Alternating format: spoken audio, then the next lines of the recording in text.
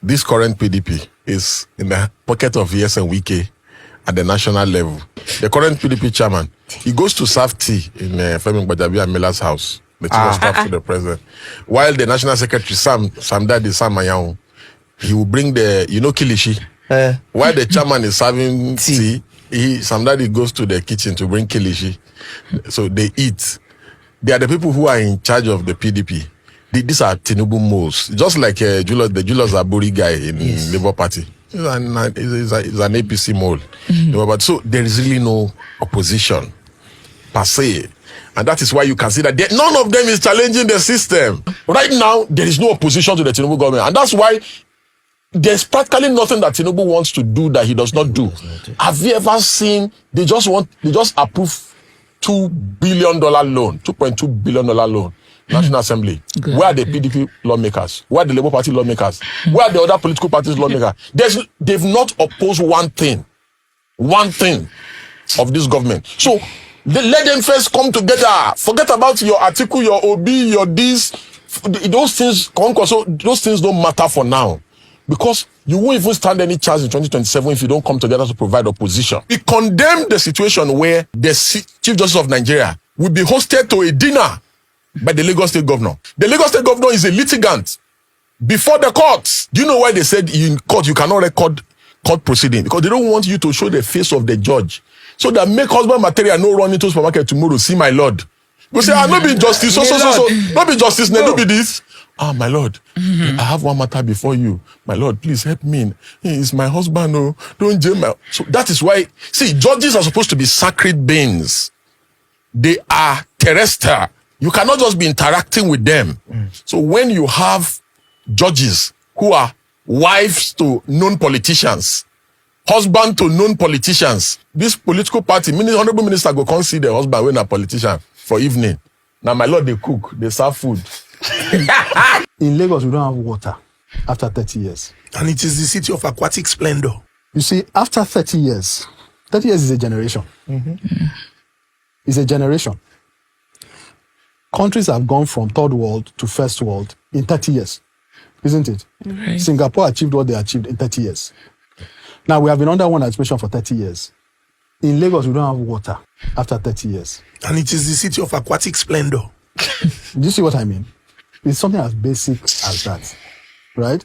So when you ask yourself, after 30 years, right? When you think about the revenues that Lagos has burnt through in those 30 years, right? When you think about the main purpose of government, which is the quality of life of the people, whether you measure it by things like water, whether you measure it by things like education, whether you measure it by things like quality of healthcare, right? All those basic things, whether it's housing, whether it's transportation, when you measure all of those things, right? After 30 years, if you had to do a report card and say, what is the quality of people's lives after a generation of resources deployed? I'm sure if you give 10 people that survey to answer, 9 people will give you an answer that they are worse off probably. Yeah. In real terms, in terms of their quality of life, right? Than a generation ago. And that is how you have to measure, the impact of government, not about whether there's an Ikoyi Lekki link bridge. Do you understand? Because you just throw money, you build a bridge. But are people's lives better? Do you know who nyesom is? There's a contractor that Wike arrested in the FCT. So this contractor, I think he was owing them maybe small money. Some of the contractors, they owe them 300,000, 400,000 because they just did supply. You supply the contract with your money, and after you now government pays it. So the contractor sent him a message. I cannot feed my family. My children are sick. Blah, blah. After the contractor sent him a message begging him, he now forwarded the message to, I think, either the police, either one AIG or IG, I don't know. They went to arrest the contractor. They didn't see him. They arrested his wife. And took her to SARS Abattoir in Guzape in Abuja. Jesus. She was spent some time there. So they now subsequently called the man. Got the wife to call the man. The woman now called the man and said, "Oh, they arrested me. They tricked him and said that I bought a stolen phone. That phone you bought for me is stolen phone.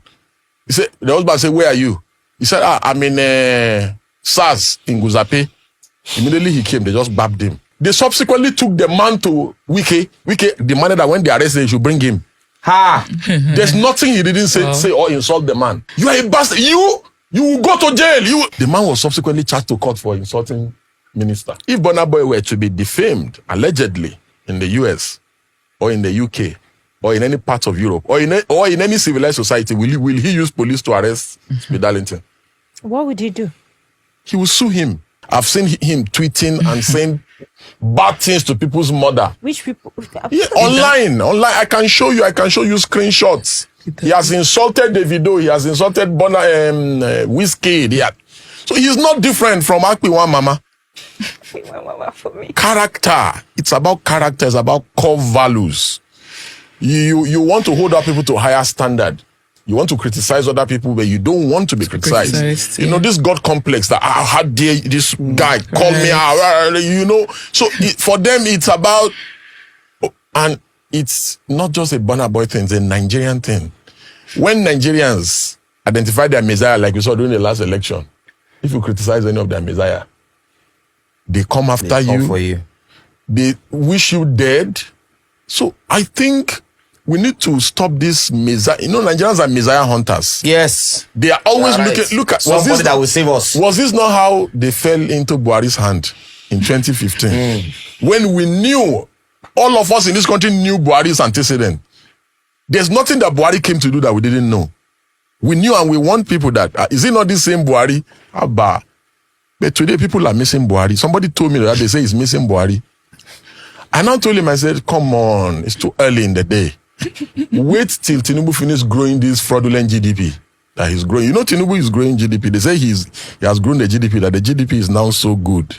They say our unemployment rate has dropped. And they said the unemployment rate has dropped.